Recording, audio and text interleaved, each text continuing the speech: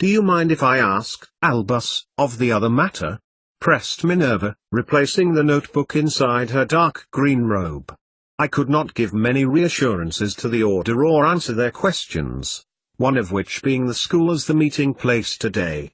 I told them that it was through emergency only that they were called here and our next meeting would be at Grimmauld Place." She waited, hoping her explanation had been enough for Dumbledore to give her some hope that what she had told them had been right, and eventually he looked back from the fireplace and nodded to her. "The other matter concerning our good friend Mrs. Cecilia Frobisher." Dumbledore got to his feet and began to walk towards the fireplace now and waved an arm, making the shimmering green dust that Minerva had noticed in the hearth vanish. "Severus Snape will be arriving in approximately 17 minutes and 38 seconds. He undertook Order business last night and is unaware of events neither at the Ministry nor at the Order headquarters. I would be obliged, Minerva, if I could detain you from your busy schedule of the day in order to discuss these issues with him." "Of course, Albus," she replied, wishing he hadn't reminded her of her busy schedule, which had been made doubly busy through the meeting of the Order in the Great Hall, the absence of Hagrid the last couple of days and the consequential disasters that had followed the distress and confusion of the castle's house elves. "Of the unfortunate events last night, you were witness, and as you know, Mrs. Frobisher left for home shortly afterwards." "Yes," nodded McGonagall in agreement. "It was about 1 a.m. She frowned. But she did not reappear from her room, even after Remus Lupin went up. Is she coming back to work for the Order? I do think it would be awfully wise to find a way that she can, especially seeing as Severus's time is taken up so. You have to admit, they are a good team, which is something I thought I'd never say about Severus Snape. She has agreed to return to Hogwarts in 3 or 4 days' time, although this news will be distressing to Severus Snape, for reasons that I cannot divulge." "Is he to escort her? Is she safe, alone in her home at such an important time as this?" Minerva shifted on her chair as Dumbledore turned and looked directly at Minerva McGonagall, a disconcerting move that caused uncomfortable memories for the witch to flash, though her mind and headmaster depicts thorough disapproval. "Cecilia Frobisher is in the very good company of Remus Lupin, who escorted her via flute to her home. After speaking to him at her home this morning, I do believe that they will need their time together." Minerva McGonagall opened her mouth to speak, then stopped. Her hand in the process of holding her cloak to her fell limply away as she interpreted Dumbledore's meaning. "You don't mean to say that—" She stopped, watching Albus Dumbledore smile. "Cecilia and Remus? But surely dash." "Yes," said Dumbledore. "A happiness in amongst all of our confusion." He smiled again at Minerva's loss of words. "Cecilia and Remus." Minerva mused, and a dreamy look flashed over her otherwise austere features. "It did cross my mind. Severus. Something he said yesterday morning. He has taken a shine to her. Again, something I never thought I'd say," she added. "We must trust Severus's motives with regard to Mrs. Frobisher. Things have changed with the enemy, not just the superficial attempt to attract attention by breaking into the Ministry today. You think that was a smokescreen? To hide the real crime?" "Perhaps," replied Dumbledore, pacing back towards his desk. "However, Voldemort does not do things without reason. Tactics are only carried out if they themselves demonstrate the might of his power. However innocuous the items that the wizards were removing, they were necessary for something. They were to be taken for a reason." Minerva did not reply. Dumbledore had said similar about Tom Riddle. Voldemort, before. And this was the Achilles heel that through all the effort of Snape, Lupin, Arthur Weasley, Kingsley, Sturgis, Hagrid, Tonks, and the rest of the Order were targeting again. Another arrow was being honed and sharpened, and this time Mole Science was the spike. Yes, she knew all of this, and the consequences too if their plan did not succeed. It was the apprehension of failure that made Minerva forget the finer details in order to cope with everyday things that happened at Hogwarts. For example, it was not possible to give lines to a pupil for removing the door handles of your classroom with a small but effective vanishing spell if at the forefront of your mind the whole fabric of the magic and Muggle world might break apart because the order had not been successful. Fred Weasley would never be exposed to the effects of pedagogical behavioral reform if all she could think about was that none of them might be there to worry about such trivialities in a month or so's time. I have to admit I never saw such a match coming, myself, continued Dumbledore, sitting back down in his chair. Although I cannot say I am displeased, both are very delightful young people and the time Cecilia has afforded away from her work will suit them. And, he swallowed before continuing, something Minerva McGonagall had long noted to be an admission of fault in her friend.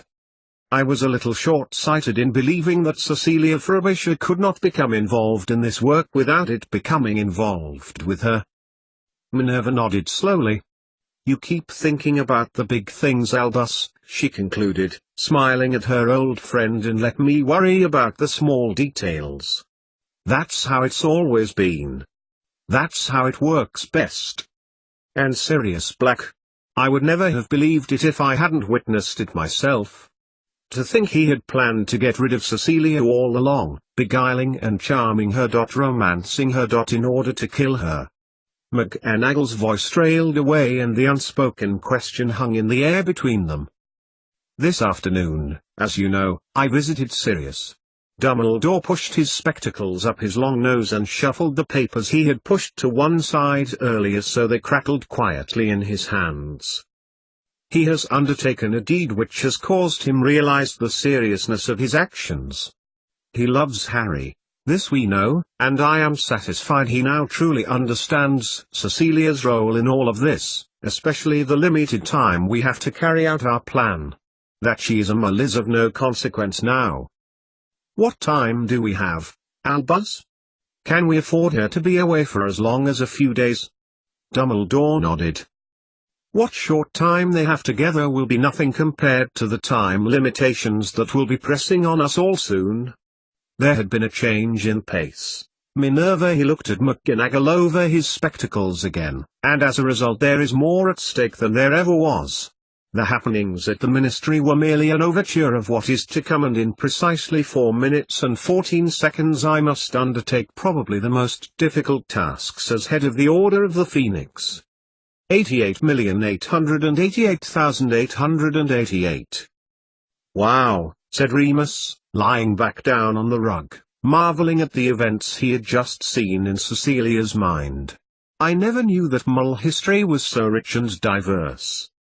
You did see the museum, didn't you? And the bridge over the river?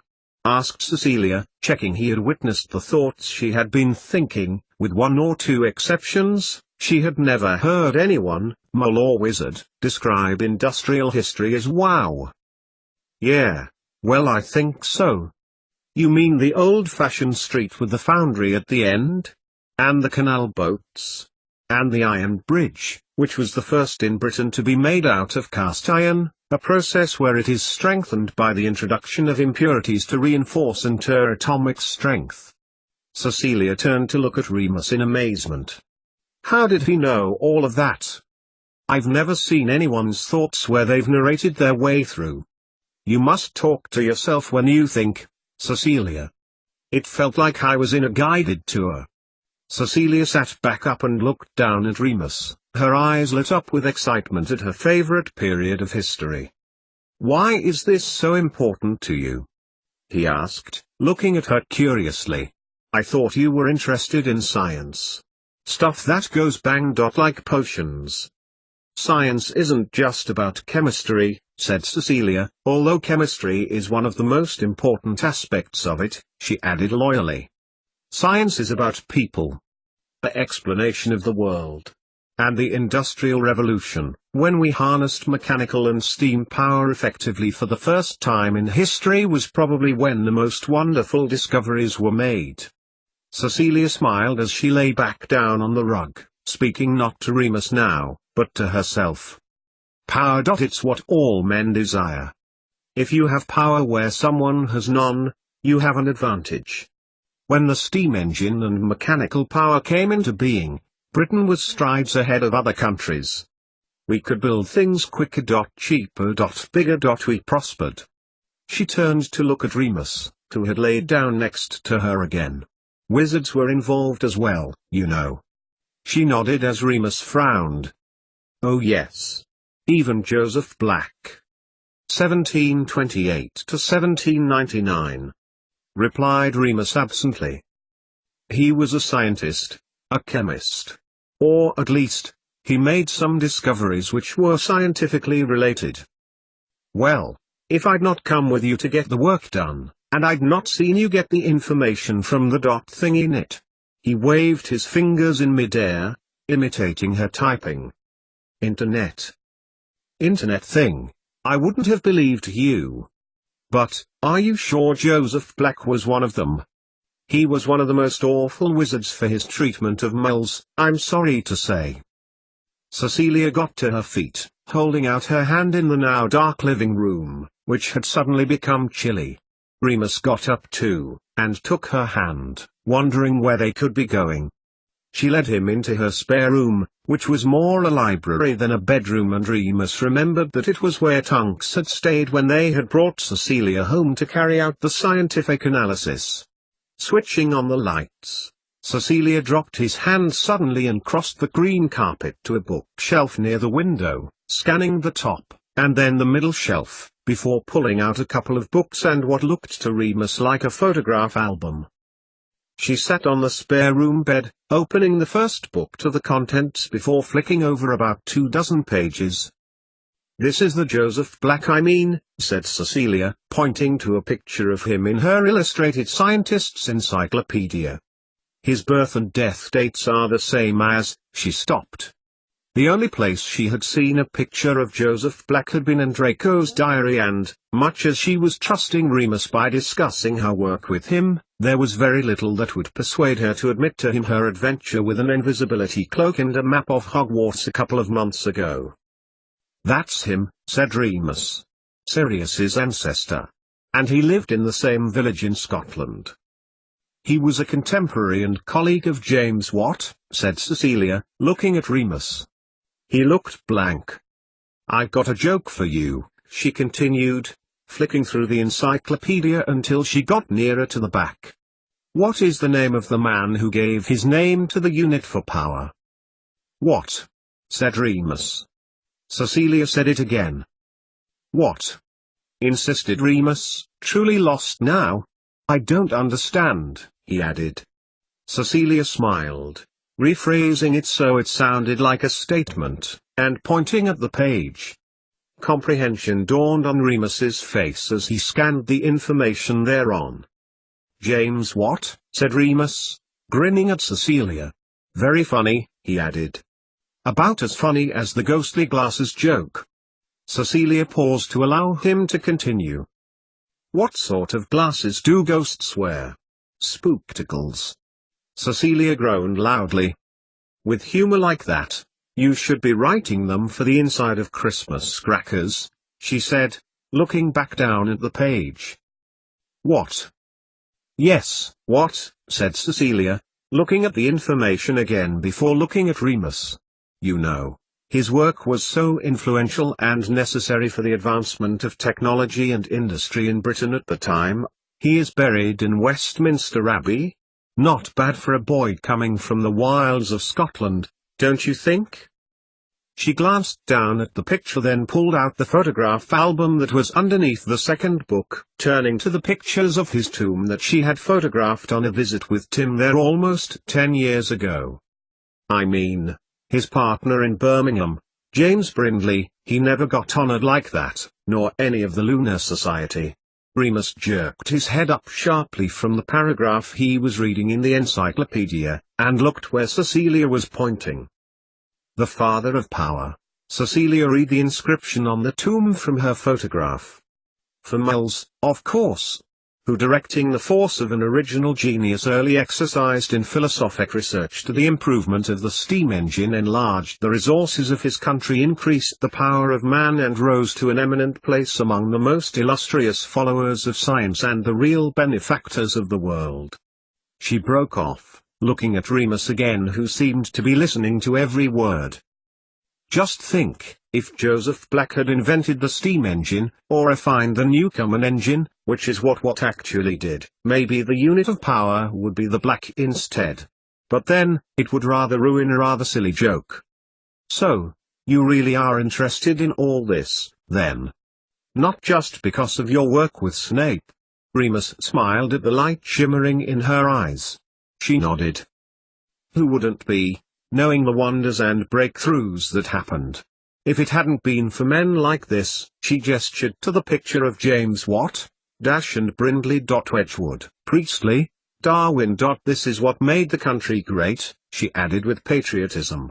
I think people are scared to say it now, but there's no shame in saying that you want a better future, like the lunatics. The who? Laughed Remus, looking at the book, the back at Cecilia.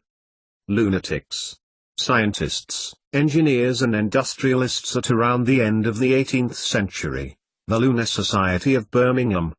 Cecilia shifted on the bed and opened the photo album to the next page, swiftly flicking past the pictures of her and Tim before stopping at the ones of her visit to Soho House. They don't move like wizard wands. We'll just have to make do.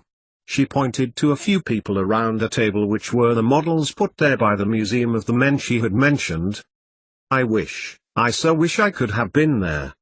To hear them talking about their inventions and where and how they were going to use them.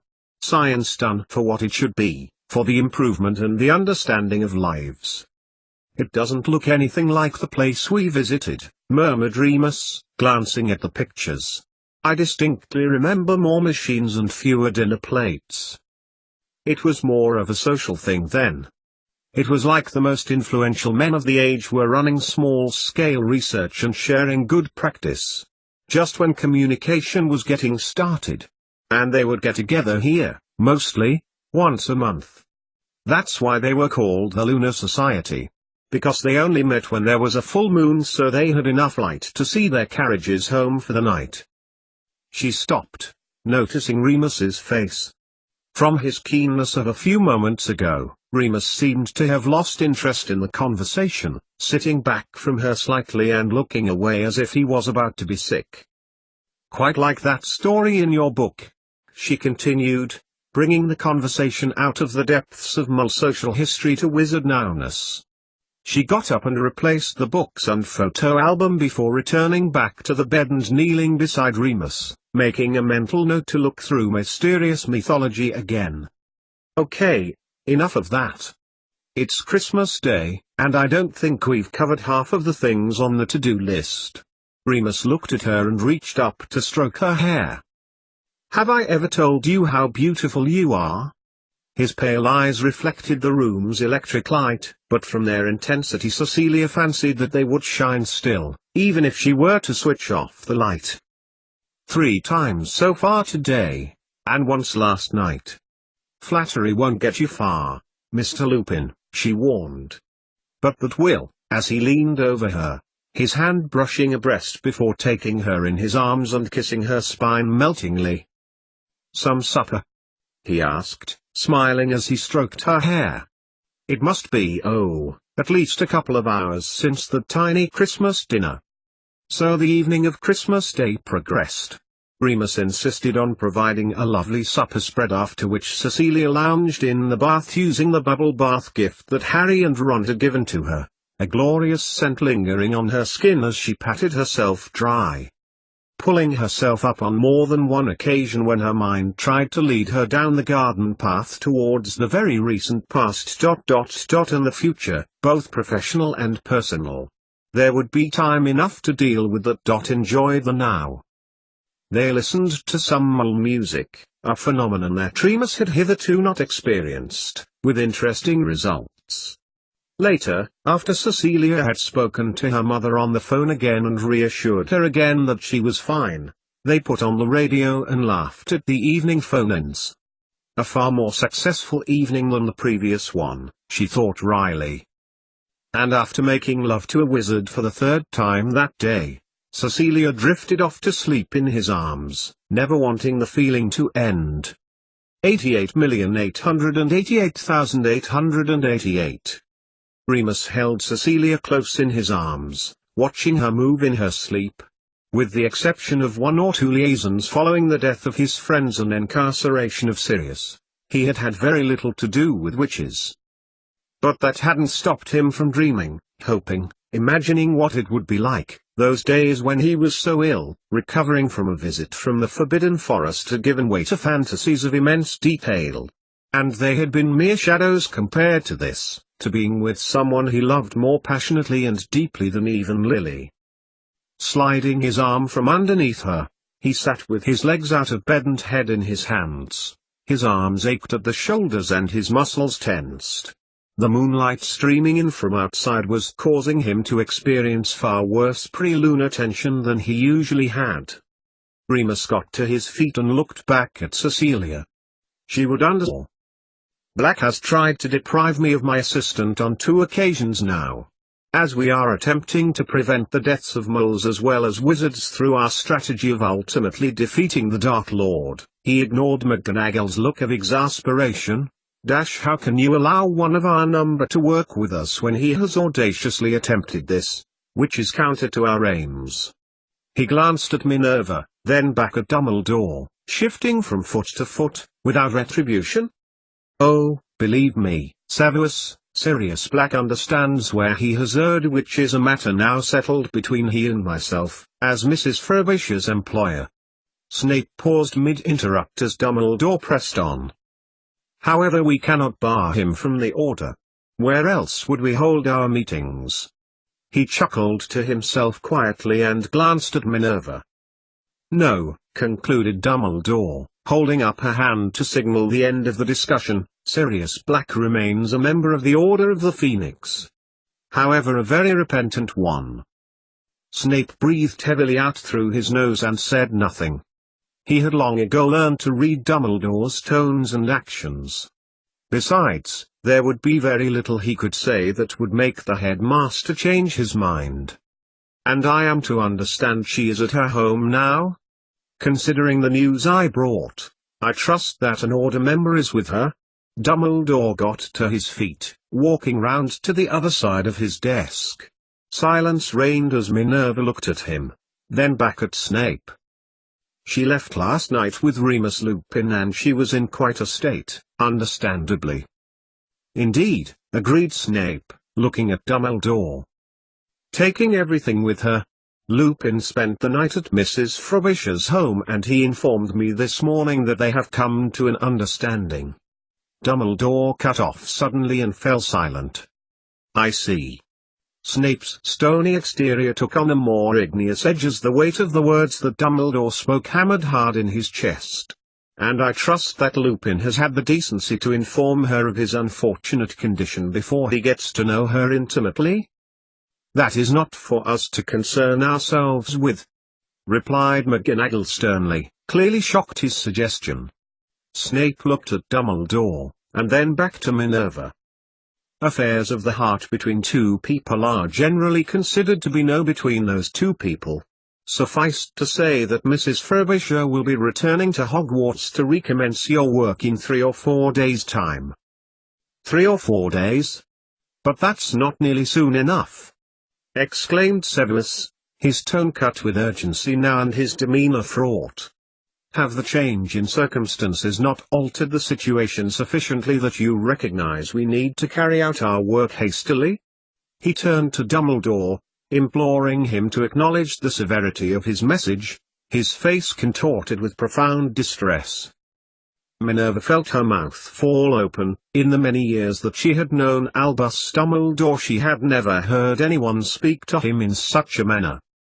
She looked between the two wizards, between headmaster and teacher, between headmaster and student, between headmaster and Death Eater. The circles in which Snape must mix in order to obtain the information were ugly she knew, but not so bad that Albus Dumbledore would tolerate such disrespect. "If you would excuse me, Headmaster," said Minerva, turning to look at Dumbledore. "I will be in my study on the ground floor should you require me." Dumbledore waited until Professor McGonagall had made her way through the door at the bottom of the spiral staircase before turning to Snape, who was now on his knees on the flagstones of Dumbledore's office floor, looking at his fists which were bunched tightly together. "Cecilia Frobisher is on the brink of discovering the depth of the Mole-Wizard connection. She is in her own home, with an Order member who, if I recall, you pronounced to be the fastest curse-maker you knew when you were 15, he watched as Snape looked up at him, and she has access to information that she needs to satisfy her inner insecurities about the work you do." Dumbledore waited until Snape had returned to his feet. "She has insecurities." "Yes, indeed she does. However, the work is flawless, so I cannot understand her wasting time with that. It would be like undoing a jigsaw puzzle and starting all over again." Dumbledore looked at Snape, before taking a sheet of parchment from out of his desk drawer. He clicked his fingers and a quill appeared, long and sleek. He began to write whilst still looking at Snape. "On the contrary, you appreciate, I assume, that despite the similarities between yourself and Mrs. Frobisher, there are some differences?" Snape nodded, wordlessly. "Then indulge me if you will, in an analogy of my own. You see, for Cecilia, her work in the Mole world is not wasteful. It is like taking another jigsaw puzzle, of the same scene, but looking at it from a different angle, to ensure that the logic adds up. It makes no sense to us, but it does to her." Severus Snape nodded briefly for a moment, then stood quietly. Dumbledore took in his expression, recognizing the 17-year-old that had stood on almost exactly the same spot as he was now, only 22 years later. He clicked his fingers and the parchment folded itself into a letter shape before blinking out of existence. "I intend to do it, Headmaster. She has promised to see this through, and I presume to know her well enough that she is committed to her work, whatever we advise." Dumbledore said nothing, moved not 1 inch except to push up his spectacles slightly up his nose. "And you believe this event will take place tomorrow night?" Snape inclined his head, looking at the floor. "Early the following morning. In fact, I have made arrangements for it to be so. I am prepared to carry this out." He looked at Dumbledore directly in the eye as he spoke. There was no concealment or disguise to his feelings now. Severus Snape stood before the head of the Order of the Phoenix, exposed and raw, and I am fully aware of the consequences of my actions. I will do it. Tomorrow night. Without another word he turned, making the long walk out of Dumbledore's office. 88,888,888. "I thought you said that your friend would be here in the afternoon?" Remus looked up from a book he was reading from Cecilia's settee. It was Boxing Day in the Frobisher household, and following a very late rise from bed, Cecilia had decided she must get something practical done. Now they were sitting in the living room, Cecilia going through her bag and tackling jobs as they came to hand. Remus on the other hand sat quietly and was making his way through Cecilia's collection of children's books. Rising, Cecilia crossed the living room and looked out of the window, her work holding her current attention still in hand. "No, there's no one outside," said Cecilia, turning back to Remus as the cuckoo clock struck 11. "And I am expecting them this afternoon." She returned to her seat and looked at Harry's essay in her hand. Both boys' work could not be described as particularly high quality, however they had done their best. With a green Bic biro, Cecilia continued to mark them for accuracy and effort, glancing curiously at Remus. He looked over the top of his book and smiled at her. "What?" she asked, exasperated. "Have you found the answer to the meaning of life in there, or something?" She nodded towards Remus's book and he put it down, the Ladybird Book of Christmas Carols and Customs, on his lap, brushing the back of her hand softly with his. "It's really interesting," he said. "We don't celebrate Boxing Day. An intriguing and thoughtful idea to share extra food and presents with those who have none." Cecilia frowned, then looked through the open living room door as the doorbell rang, glancing back at Remus. She recognized the car that had drawn up outside, and knew exactly who would be standing there. "Amy!" Cecilia exclaimed, as her sister stood on the doorstep. If anything, she had grown taller and prettier since she had last seen her in the summer. That seemed like years ago, and as her model-like sister beamed, Cecilia looked across at her beautiful silver Alpha Spider dot, which didn't look quite so beautiful as she remembered it. "Sis." Amy looked at Cecilia, taking in her appearance. "You've lost weight. How's the job going?" "It's great looking after your house. I hope you noticed how well I've looked after it. And the car. Libby got your letter. I heard you spoke to her on the phone. And Mum. She's driving me potty. Aren't you going to invite me in?" Amy beamed at Cecilia again, looking round the front door expectantly. "Right. Yes, sure," said Cecilia uncertainly, "just." But it was too late to ask Remus to excuse them, but she knew her sister would fire 1,001 questions at her if she so much as thought Cecilia had company. It had almost finished her off when she and Tim had split up. "Amy!" she shouted as her sister walked past her and straight into the living room. Not in the kitchen. But it was too late. "This is..." Cecilia stopped, blinking as she looked at the seat on the settee where Remus had been sitting. "He wasn't there," she gasped, looking round the room. "Well, you could have tidied up," said Amy, looking disapprovingly at the newspapers and books Cecilia had spread out on the coffee table. "After I took such an effort to make sure it was tidy." "You did? Oh, you did," agreed Cecilia quickly, nodding at Amy, who hadn't noticed. "This is a lovely surprise. I did apologize to Mum for not visiting yesterday. I got back quite early in the morning. The only time I could get transport on Christmas Day," she added. It wasn't a lie, just not quite the truth. "A cup of tea?" asked Cecilia as Amy perused the papers, glancing momentarily at the Ladybird book on the table. "Yes," said Amy. "Coffee, if you have any. Black. I'm on a diet. Trying to get back into my size 8 jeans." "Would you like to help me make it?" insisted Cecilia, as Amy sat idly back on the settee, folding one leg underneath her, lifestyle magazine section of the newspaper in hand. "What? Oh, yes, of course," she said, putting it down. "You can tell me about your job. And all the people you've met. And, of course, any hot men that you've got your eye on." Amy gave her sister a knowing look. Cecilia rolled her eyes, before raising her eyebrows sternly. "And you can tell me why my car looks like you've been using it at Brands Hatch." An hour later and Cecilia was sitting back down, reading through Ron's essay now, idly correcting some spelling errors as she tried to cleanse her soul of the superficiality of her sister's life. It wasn't that she didn't love her sister. Amy was a wonderful person, full of life, happy-go-lucky and carefree.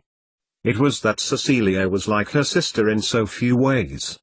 Whereas Amy's ideal Saturday night would be to organize a huge gang of her friends to visit a club, having spent all day buying clothes she would only wear once on her credit card. At Amy's age, Cecilia would far rather come in from a day walking somewhere and taking in a view or historic location, having first researched it, and spend the evening with the intimate company of Libby either at home, or the theater, opera or film. But it was good to see her, as it was to be home, in familiar surroundings. Although it was strange how quickly she had got used to the unexpected to happen, and had found herself over the last couple of days being a little confused at the straightforwardness of everything. Smiling, Cecilia turned the page of Ron's essay, straining to read his small and untidy writing. Was that a pool there, or did it say Rod? Once Amy had left, sheepishly leaving Cecilia's car parked on the drive, Her mind had turned to the whereabouts of Remus. She'd not been very surprised to see him sitting on the settee, where he had been before her sister had arrived, and he glanced up from the Christmas customs book as she closed the front door. "Don't tell me, you went very suddenly to see a man about a dog?" Cecilia asked, stepping past his feet which were up on the coffee table, modeling her pink tartan slippers again. "And how did you know that she was coming? There was a good 5-minute delay between you saying it, and her turning up." She frowned at Remus, as if trying to work it out, and he smiled at her, tapping his nose and saying nothing. "I thought you said that your friend would be here in the afternoon?" Remus asked nonchalantly a few hours later, looked up from King Alfred the Great. "This time?" Cecilia smiled at him, stroking his hair with her hand as she glanced down to the page he was reading. "Yes, this is the afternoon," she said, getting to her feet. "I arranged with Libs that they'd be here at 4, and it's now 8 minutes past," she clarified. "Which means that in a couple of minutes' time she'll knock on the door and apologize for being late, which she has done every time we arrange something, and I'll tell her that she wasn't." Remus watched Cecilia pace over to the Village before returning to his book. Cecilia glanced at the video clock. 9 minutes past. As she was about to walk towards the living room door, Remus took her hand and pulled her back down onto his lap, kissing her firmly on the lips. "Women," he said. "Sometimes you can be very confusing." The doorbell went and Celia got to her feet again. "See? But that's because I know my friend, not because I've got super strength dog hearing." Before she got to the door it opened, her goddaughter Freya pushing against the wood effect paneling and dashing round the other side like an overexcited Labrador puppy. "Auntie Celia." Freya bounded up into her arms like a whirlwind, throwing her full weight, probably all of 5 stone, thought Cecilia, against her and covering her face with kisses. "Auntie Celia. Merry Christmas." Cecilia staggered a second before she got her balance, holding on to her beloved goddaughter, allowing her to kiss her again as her mother stepped into the hall behind her. "Sorry sec," said Libby, apologetically. "She fished out your key from the glove box and I couldn't stop her. She's missed you."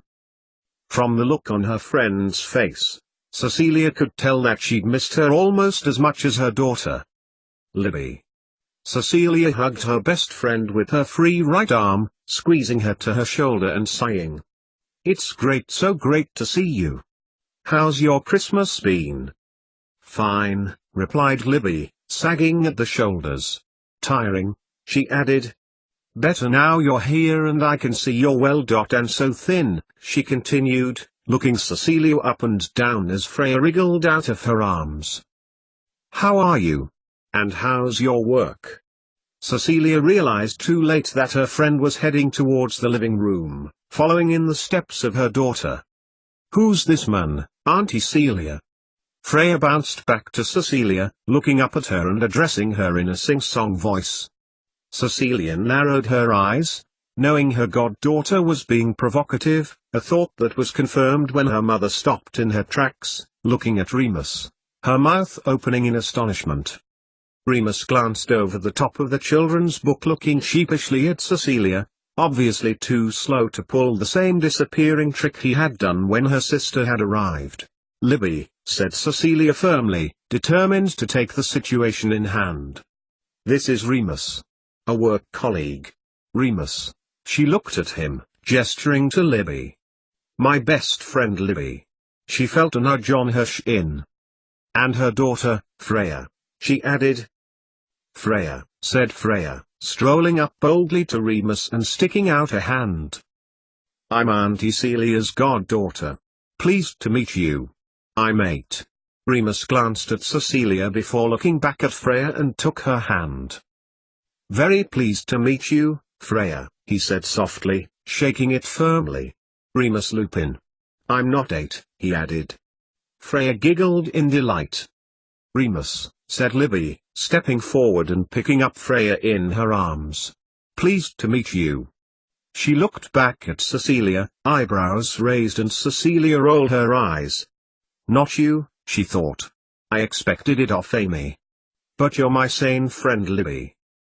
Go on, Freya, said Cecilia as she watched her goddaughter eyeing the games and books that she knew Cecilia kept in the sideboard cupboard for her. There might be some new ones. She never normally needed any encouragement. A very unusual name, she continued, moving Cecilia's marking onto the coffee table without looking at it and sitting down next to Remus. Is it French? Latin, I think, he replied. And Libby is short for Elizabeth? Cecilia saw her friend blush slightly at the compliment. Short for Libby, said Cecilia, taking her friend by the hand as Freya darted past them towards the children's books. Come on, Elizabeth, come and help me make some tea. Then we can talk, replied Libby, decisively, another look washing her face now, and she got to her feet, following Cecilia. She glanced at Remus as they turned into the hall. How's Derek? Asked Cecilia, as she crossed over the kitchen floor and unplugged the kettle. Forget Derek, exclaimed Libby, I want to know about Remus. She took in Cecilia's glance. You are always so predictable, right up until the moment that you're not, and then you go all secretive, complained Libby, getting the mugs out of the overhead cupboard. Suit yourself, you'll tell me eventually. Nick already told me he'd had a visit from you and two mysterious strangers. Was he one of them? Cecilia shot her a look. Okay, I know. He told me it was undercover. But he seemed to be rather struck on one of them, though when I asked him to describe her, he had difficulty. We didn't stay for long, said Cecilia, placing some tea bags in the mugs and chuckling inwardly to herself. Sorry we couldn't come to visit, tight schedule. It's seemed to be like that since I returned to London in September. Cecilia followed Libby and sat down on a kitchen chair. Well, you seem to have fallen on your feet there. He seems like a lovely chap. Reserved. Doesn't look like Tim at all. Libby stopped her musings as she saw the look on Cecilia's face. Sorry, she said, but Cecilia shook her head. Yes, he is special. But I can't say too much about it. I agreed to a code of secrecy, and I don't intend to break it. Not even for my best friend. She leaned over and hugged Libby's arm again. You don't know how wonderful it is to see you. Well, you haven't seemed happier in a long time. Looks like whatever it is you've been doing is agreeing with you. Cecilia felt herself nodding in agreement, ignoring the mental kicks her conscience was giving her, reminding her of the many exceptions. And you said when you've finished. I thought you said you'd be finished by Christmas. Her friend looked downcast and Cecilia began to feel guilty. The nature of research, said Cecilia apologetically. You can't really plan for the future, you can only say after you've done it. I've been successful, but there's still more work to be done. And you've moved on from Tim. Libby was sitting on Cecilia's bed, noting a worn Harris twill jacket hung over the back of the dressing table chair. Cecilia had made the tea and taken tea to Remus and Freya. They looked up from the elves and the shoemaker as she set down the tray, and her goddaughter wriggled off Remus's lap to retrieve her drink before settling back down in his lap and pointing at the illustrations as Remus began to read, who raised his eyebrows at Cecilia. She continued to register his soft and steady tone as she and her friend went upstairs to her room. It had been Libby's suggestion. Cecilia couldn't see why her friend didn't want to speak to her in the kitchen, but the look she had seen earlier, a look her friend had given to her before, she recalled, had stopped her from arguing. Said Cecilia, picking up her tea, and considered her friend's statement as glanced at Remus's jacket now. That's a very neat way of putting it, Libs, she replied, frowning slightly at her friend. I think this work's done me good on the whole. I don't feel for him as I used to, that much is true. Cecilia looked away, opening up the bottom of her chest of drawers. It's hard to put into words, she continued, pulling out a picture. It had been one that was ordinary, plain. Not a wedding one, or of anything in particular, but one of them in the Lake District, near Keswick, which a Dutch woman had taken with Cecilia's old 35mm.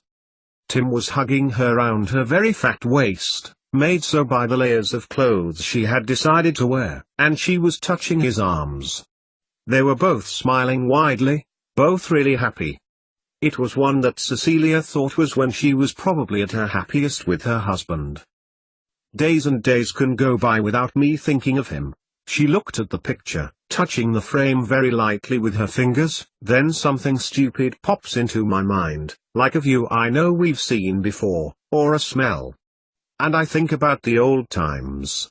But we'd gone our separate ways. Even if he hadn't died, I think he would have faded. But I'm not sure if I'll ever stop loving him. Cecilia looked up at Libby, her friend's hand on her shoulder, and Cecilia looked down her arm, smiling wanly at her. And whether the euphoria I feel for Remus Lupin, wizard and all-round wonderful man, is love, lust, or what, she thought. You'd know. But I can't ask you. It's good to be back doing science, Cecilia continued, changing the subject and placing the picture face down on the bed. The cutting edge, the dash. Evasion of the point, said Libby sternly. So you're not sure whether you're over Tim? You don't know what over Tim feels like. And Remus? Well, Cecilia felt herself blush, the same way she had done when she had first told her friend that she had been asked out by Rachel Frobisher's older brother. You've had sex, shagged, made love, ripped each other's clothes off, said Libby, rolling her eyes. Anyone could have guessed that, she added. And is he any good? Cecilia looked at Libby, astounded. Oh, all right then, I shouldn't have asked that. I'll take that as a yes, she noted, as Cecilia blushed the same color as her old slippers that Remus was wearing. Am I to expect he's just a 5-minute wonder, or is it love? Should I be setting a 6th place for dinner next Christmas at our table? She rephrased, noticing her friend going redder. We'll see, said Cecilia. The words love? It feels like love materialized in her mind as she leaned towards the drawer to replace the picture. We haven't discussed, sorry, a 6th place? She looked in curiosity and then in happy realization as Libby looked down in the region of her stomach, her hand drifting over it. A look of sheer serenity passed across her features. As silence reigned for a few moments, two friends engaged in silent conversation, and Cecilia thought she could vaguely hear Remus telling the Grimelda story downstairs. 3 months, replied Libby, her face a picture of impending motherhood as she replied to Cecilia's unspoken question.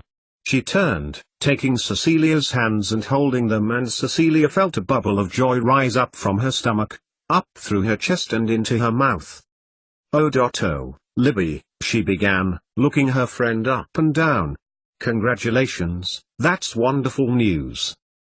Derek wants it to be another girl, a sister for Freya, but I hope it'll be a boy. Have you thought about names? Asked Cecilia, remembering the last time her friend was pregnant, how it had taken her and Derek almost the whole of her pregnancy to narrow down one boy and one girl name. Libby nodded again. I gave the job of girls' names to Derek. He's going to choose that. If it's a boy. Libby's voice trailed off as she recalled them. If it's a boy, I like George. Also Richard. Traditional names. I had been toying with Timothy. She looked quickly at Cecilia, who retuned the look. Also Derek, after his father. But Derek quite likes the idea of his name being a middle name. Also, Frederick, Patrick, Henry. Henry? Asked Cecilia, doubtfully. Like Henry VIII? No, after my Uncle Henry, said Libby. And if he doesn't like it, we can call him by the diminutive, Harry. Cecilia gave a sharp intake of breath, and looked at her friend in shock. Not Harry? As in, when Harry met Sally? Oh, well, I suppose you have some say, seeing as I would like you to be godmother to Bump when it arrives. She leaned over to embrace Cecilia, who felt quite overwhelmed. So, end of June, or early July then, she whispered to Libby's ear. Yes, of course I'll be its godmother.